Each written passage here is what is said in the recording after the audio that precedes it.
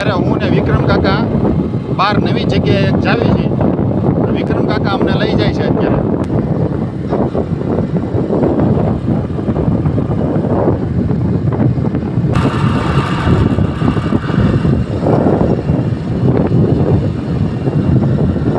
તો આજે અમે રત્નેશ્વર મહાદેવના મંદિરે આવ્યા છીએ દર્શન કરવા. તો ત્યાંનું લોકેશન આવું કંઈક છે. જો પાછળ દરિયો છે.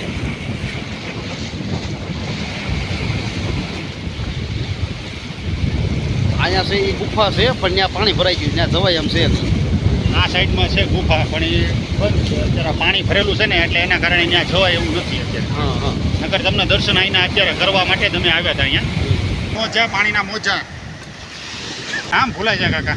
રત્નેશ્વર મહાદેવ, રત્નેશ્વર મહાદેવના મંદિર.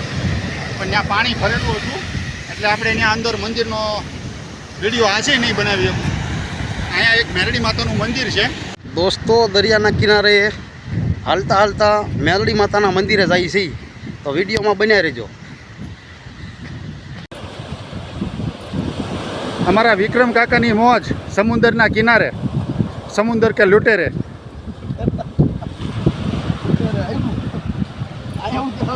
હા,